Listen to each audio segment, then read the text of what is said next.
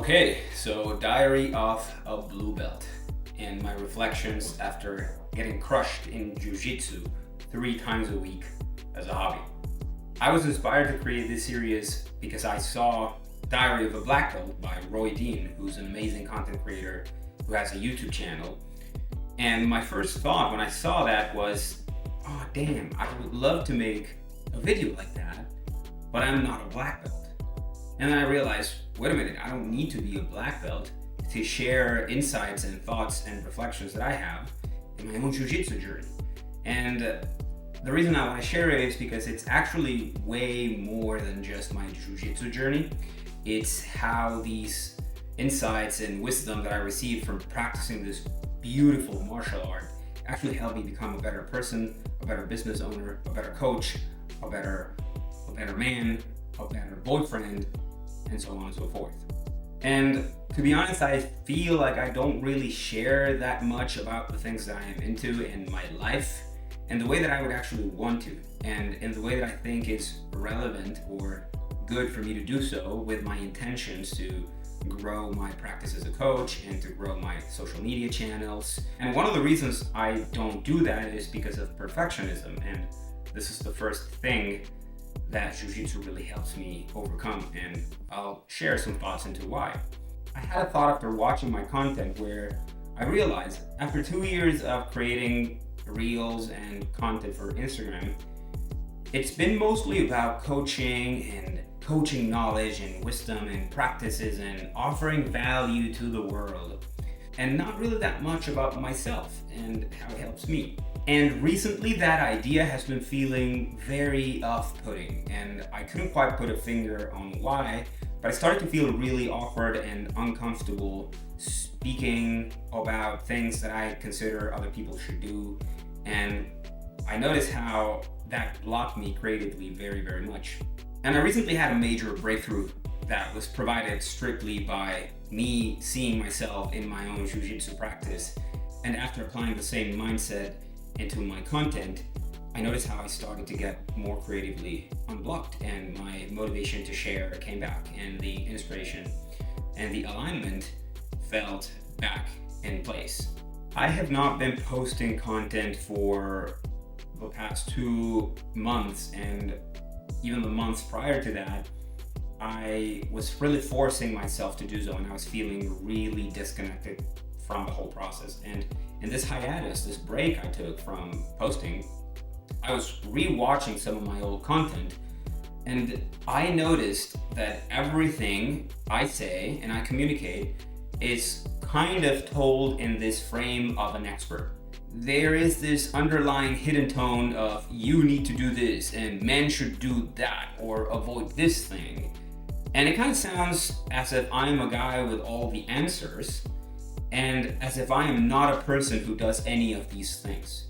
And this is a major problem for me, because everything that I have always felt inspired to talk about, and every little thing that I've ever given advice, whether it's through my Instagram page or through working with a client, everything I believe and everything I say and I consider to be true are things that I have experienced myself. And this is the reason why I feel called to share what I think about them, because I feel like a deeper purpose for me is to do something with the experiences that I go through life. I've always felt an inspiration to help, to be useful to the world, to make my existence count. And when I go through a very deep, painful challenge and I overcome it, then my next step in order to really feel like I am contributing is to share back. And when I do that, I feel like I can speak with passion, and I can speak with energy, and I can speak with confidence, because I really believe what I'm saying. But it's never coming from a place of arrogance.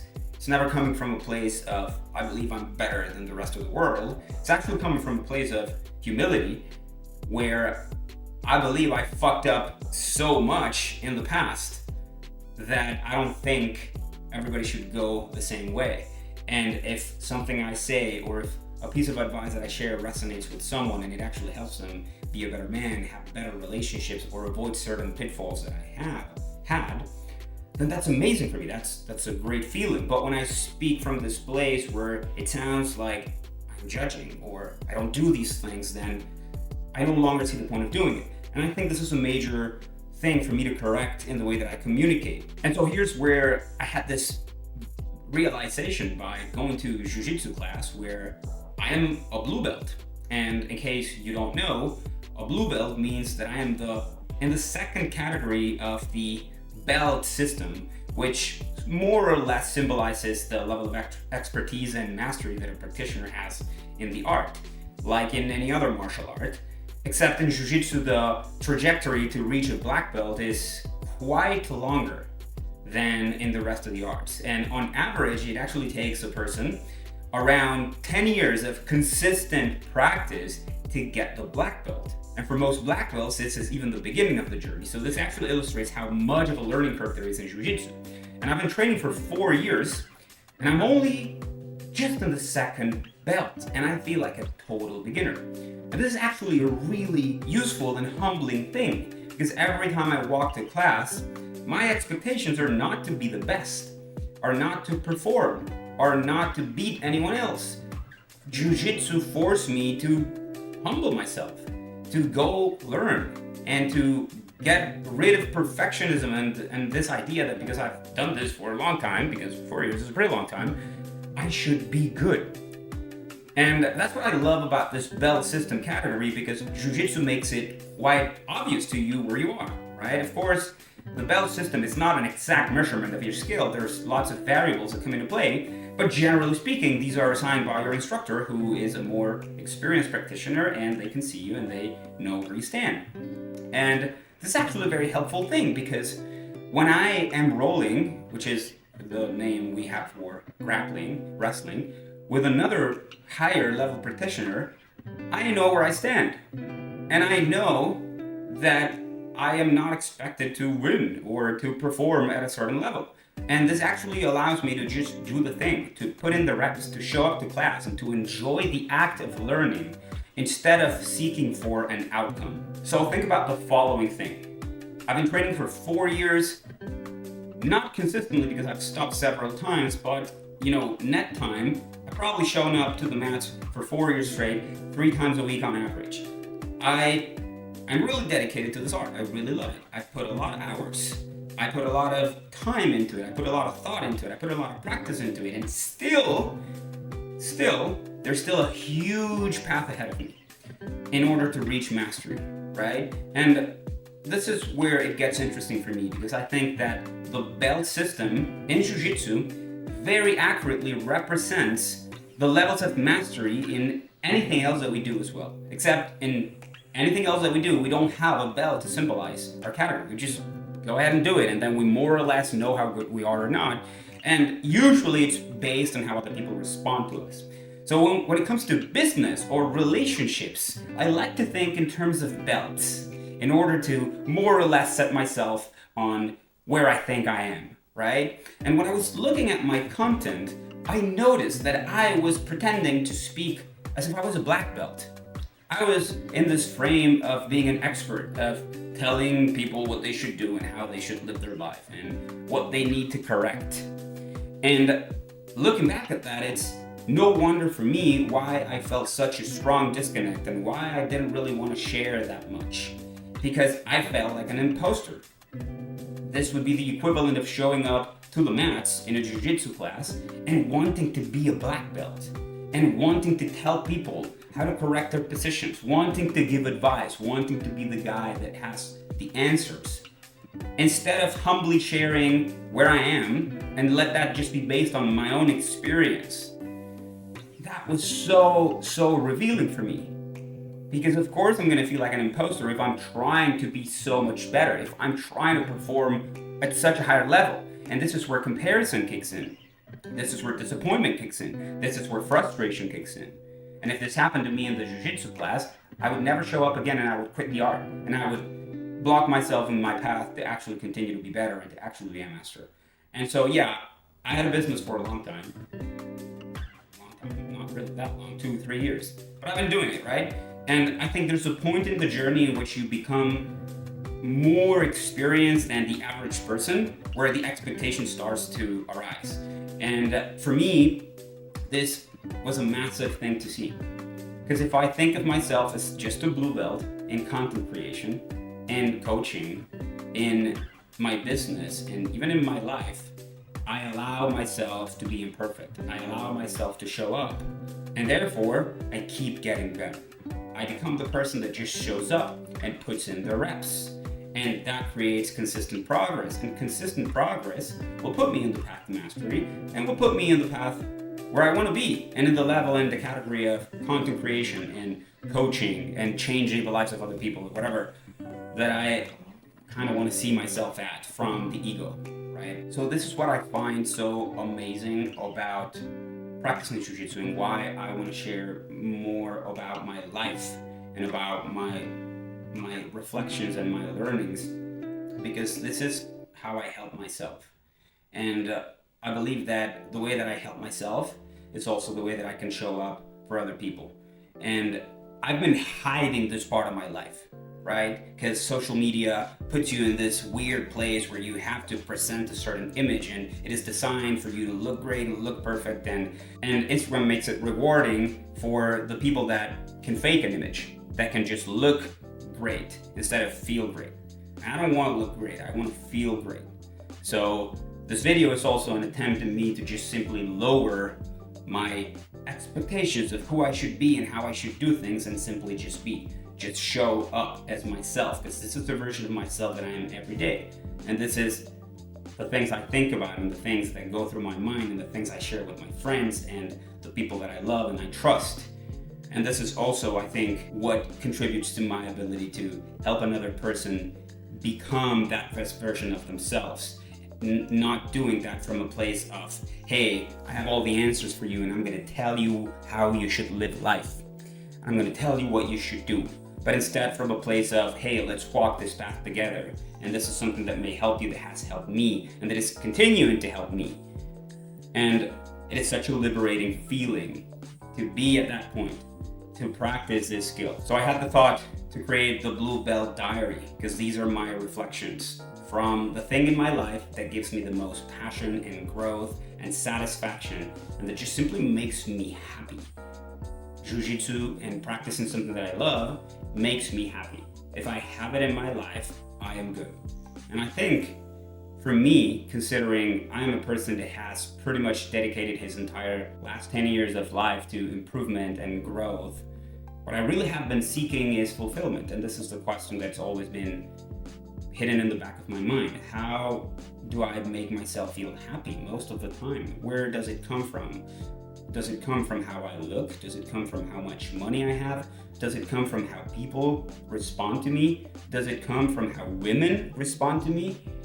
And those were actually the first things that I was called to pursue and to follow, because I feel like that's kind of what we see and what we hear, right? And it's most of the superficial advice that we see online, and also talk with the fact that people are trying to sell us shit, will make us believe that this is what we need to fix, that we need to make more money, that we need to increase our social status, dress better, walk better, talk better, and look better, and get people to like us more, right? And I'm not saying any of these things are wrong per se. I think these are things that I'm after, definitely. I want to continue to grow financially, and I want to continue to lean into my highest calling, the things that I love to do, and the things that I think I am meant to do here in this world, and tap into that deeper spiritual side of why am I here and what do I do with my time. But ultimately, the quality of my life has never really been a result of how well I am doing externally. In fact, what I found in these past 2 years, where I quite frankly have done a lot better than I thought I would. I surpassed my own expectations of how well I was going to do with starting a business and with coaching people and getting results. I got all the things that I thought would make me just there, like I made it. I quit my job, I started a business that I'm passionate about. I got a lot of great response. I met incredibly cool people.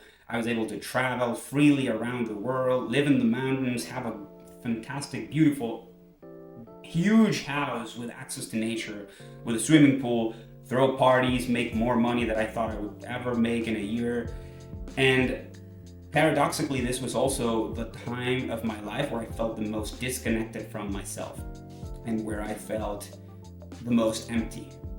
And I'm incredibly grateful that I had that experience because it kept pointing me in another direction. And I continue to seek after fulfillment and happiness. And right now I can say I am pretty damn happy and I am pretty damn chill and calm with my life. Even if externally speaking, I stopped doing a lot of the things that were bringing the best results. And I am humbled once again by the wisdom brought by life, by how everything always points you in the right direction and how you can always grow and lean into more of yourself if you go through these little challenges and if you keep showing up. And I gotta say, Jiu Jitsu is one of the biggest providers of this wisdom for myself, of allowing me to see myself reflected in me, because you cannot hide yourself in the mat. The mats never lie. And any Jiu-Jitsu practitioner knows exactly what I'm talking about. But I feel like if you're a person that, is into self-growth and self-improvement, and if you've been there for a while, you maybe know the feeling I'm talking about. The emptiness, the what's the point, even if you're doing well, especially if you're doing well and you still don't really find the desired quality of life that you're seeking after, which is really the day-to-day experience. I want to predominantly feel good and have moments of challenge and struggle, which are inevitable and part of life, but not the opposite. And I feel like for most of my life, it actually has been the opposite. It's been predominantly struggle, predominantly pain, predominantly challenges and suffering and depression and darkness and anxiety. And it really got me questioning, like, how do I do this?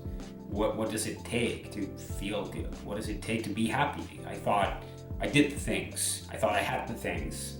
So if it's not this, then what is it?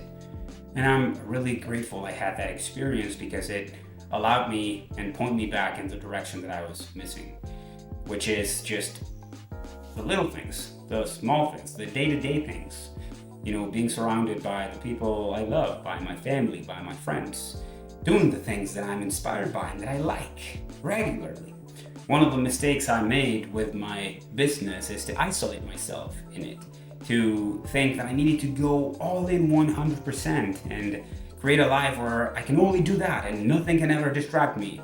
And I confined myself in a house in the middle of the mountains, and then all I did was talk to people and online and coach and create content. And I noticed how that slowly started to get me a little depressed, like something was missing. And now that I have come back home and put the focus back on that day-to-day experience of filling my own cup with the things that I'm just passionate about, that I like doing, and letting go of outcomes, letting go of external results, letting go of superficial surface level winning mentality, like, money and status and business success and all these things that I'm still after, but only with the foundation of already being happy within myself, which is definitely a missing piece. And Jiu Jitsu has done so much for me in terms of allowing me to reconnect to these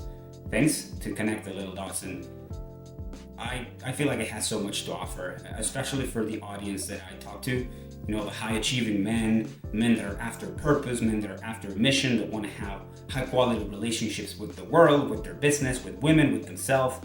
Man, Jiu Jitsu is such a life hack. It has so much to offer in terms of confidence, in terms of discipline. It's fun, you make friends, you get tapped out a lot, you have to really deal with a lot of failure, with a lot of frustration, you have to push, it's really difficult, you have to get really comfortable in really uncomfortable positions, and it just puts you in this path of overcoming yourself, and you learn how to defend yourself, you learn how to become a beast, and you just learn so much about yourself. It just has so much to offer in terms of mindset and in terms of consistency and reflections, just like I'm doing today with this video.